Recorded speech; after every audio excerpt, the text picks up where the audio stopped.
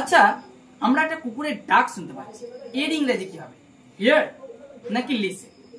এটা নিয়ে কনফিউশন, চলো জেনে নিই। আচ্ছা, হিয়ার আমরা কখন ব্যবহার করব? যখন কোনো জিনিস আমরা আনইনটেনশনালি, অর্থাৎ আমাদের ইচ্ছা নেই তবুও কোনো একটা আওয়াজ আমাদের কানে চলে আসছে, এখানে আমরা হিয়ার ব্যবহার করব।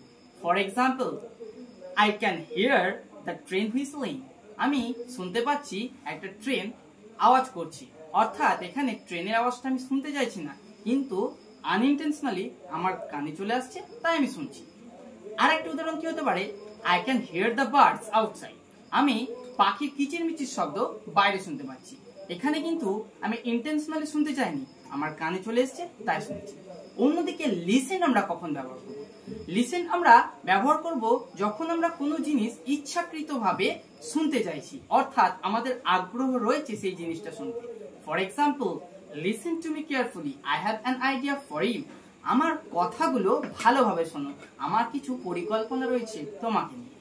আরেকটা উদাহরণ কি হতে পারে? I am listening a beautiful song now. আমি এখন একটা সুন্দর গান শুনছি।